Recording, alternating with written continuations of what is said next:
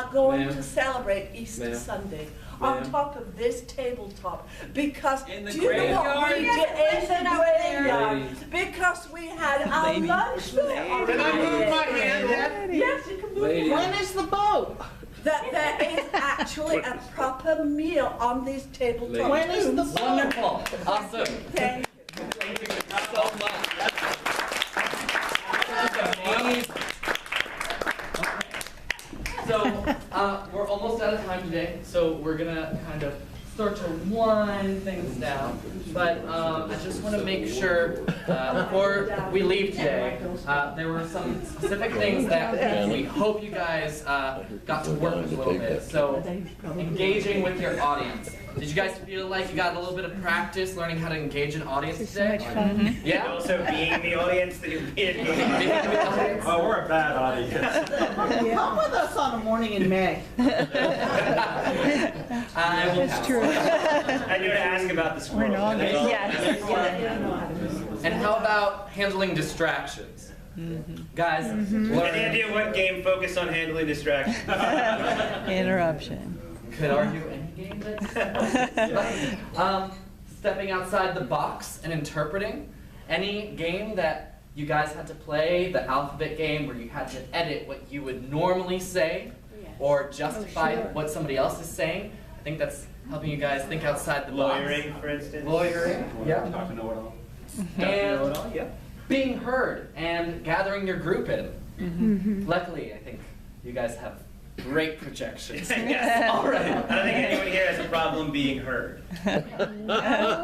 So those were the main things that we wanted to work on you guys with today.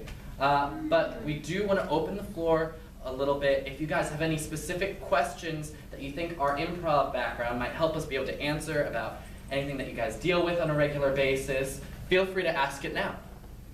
I have a question. What if you're giving a tour and, like some of the guides, they get some guests that say, well, I know all about this, and they give a whole different story, and it's not really accurate? Well, so the person in your group is giving a story Well, that's not accurate? Yeah, and they're A trying to guess. show how much they know about it, but Patron it's showing. incorrect information. Well, the way I would handle that situation, and again, we want to focus on acknowledging what they're saying and not put them down for it, but also try and steer them in the way of correct information, is I would say, I would be honest with them and I would say probably, I don't know if that's correct, but this is the information that I do know for sure. So if it's possible for both things to be right, obviously let it be open to that possibility, but mainly you want to steer them towards the correct information that you know is right. Yeah, hopefully in that instance, there's, usually when people say something, there's a kernel of truth in there that they then telephone gamed out into something ridiculous. And then you can go, oh, well, you know, actually, what I know, as Tom said, like, Yeah. what I know is this. That's my take on it is this is what happened from my knowledge of going around here. Like, if I don't think that the moon actually is made of cheese, but I know that it was a popular fairy tale for a long time that people thought the moon was made of cheese. So you find the kernel of truth and you just sort of bring it back. Any other questions? That's a great one. Thank you. All right, thank you. All right. Oh, yes.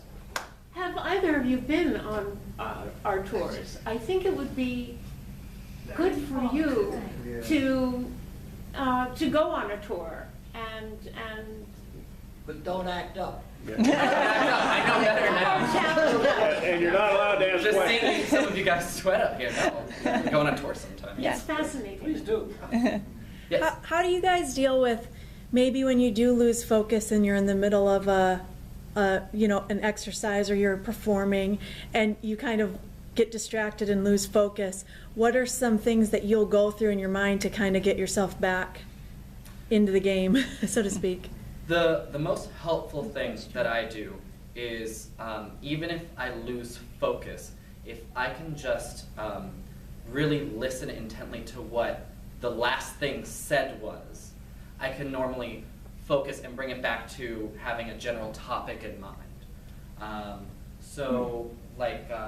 guess a workshop could be an example of this, but if a group's getting distracted, if you can just listen to the last thing they said, respond to that, that'll normally like give me enough time to remind myself what we're supposed to be doing. Like, just as an example, like, I will be speaking, I'm the one talking, and the kids are like distracting me because maybe they're not listening, and so I'm thinking, oh, are they listening, or what's going on? And then I'm like, what am I just saying? What is my next thing? And I'll make a joke, and some of you I've learned from will do the, I'm having a colonial moment, I'm 200 and whatever years old, and just give myself a moment to kind of, get back into it. But have you ever found while you're speaking, you just... Yeah, absolutely. I think I did that a couple times during Yeah. the workshop today.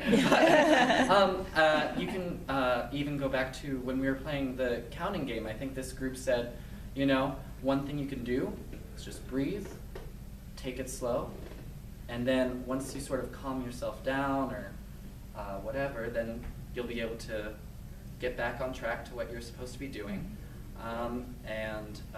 Outside of that, I think it's always helpful to have an outline that you can refer back to. Obviously, you wouldn't have it like on the tour, but a simpler version that then, if you can just remember those points, then you can kind of improvise your way around that.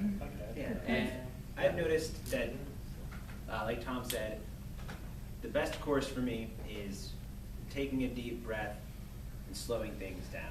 Because once you lose focus, the first thing that, at least for me, that I'll be up here talking and I'll do a scene or I'm doing a monologue or anything like that. Sometimes I'll start talking and then I'll be like, wait, what words was I actually just saying? And I'm like, think about it, say something. And the whole time, like, my brain's like, say something, say something, say something. And then the more you focus on the fact that you lost focus, the less focus you have, if that makes any sense. You start to spiral out, and so you're just like picking up speed. If you stop and take a deep breath, you're not digging yourself any deeper hole, you're not doing it, you can just stop, take a deep breath, and go for it. Plus, you gotta understand, a lot of people go through that. Some people are terrified to be on stage or terrified to be talking in front of people.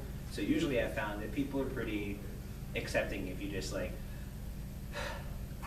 all right, so here we are. Worst case scenario, you guys seem pretty well trained. You can always go back to the last thing you were saying. It's better to take a step back and repeat yourself than start fumbling over things, trying to remember exactly where you were. Okay. Sure. As a, I guess, a sophomore with the company, I went through one season and having stage experience, but not having tour experience necessarily. One of the things that I found exceedingly helpful was to take context clues from, if you're on a walking tour, take context clues from where you are. Because if I lose track, if I'm at the Peka House and I lose track of where I am in the story, so what if I backtrack? If they ask me, why'd you backtrack just then? So that you can remember the story then. Well done. If you have to, oh, sorry. I was just going to say, if you have to rewind a little bit just to get back up to speed, that's fine. But the biggest thing that I found when I got out of sorts was just to kind of, oh yeah, take a look around and see where you're at. I mean, on boat tours, I imagine it's a little bit more difficult, but. I think we have time for one more question. You, sir.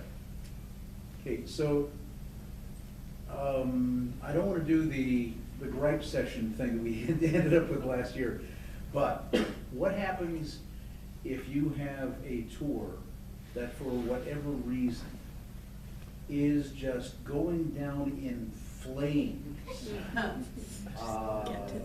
Combination of perhaps, you've lost your track, there's, people throwing bottles back and forth, anything like that. Is there any trick out there you can use to save it, or do you just step out of its way and let it smash into the wall? My opinion is you're the musicians on the Titanic in that instance. Everything's going down, keep your composure, keep playing. That's what you're here for. If everything else is falling down around you, which, believe me, doing comedy when you're on stage, I have bombed more times than most governments. That's funny. And you can, as much as you want to just be like, thank you, like get up and just run away, you can't. You're up there, you're doing this, you're paid to do this, you're volunteering to do this, or however you're up there doing anything, just just keep playing or just Yeah. keep swimming, if you were going to quote movies. Yeah. Stick it out. I mean, it's always hard when there's things in your job, or in, I guess in life, that you can't control. But what you can control is making sure that you know what you're talking about, and you've done this tour, you're experienced. So if it doesn't just naturally work itself out, just kind of embrace it. And yeah, and confidence is key. Yeah.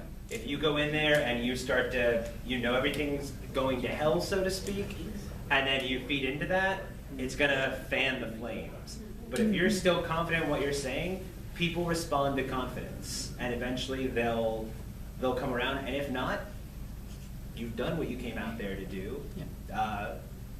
Let someone else deal with them at a bar later. Awesome. Thank you guys so much. Thank you.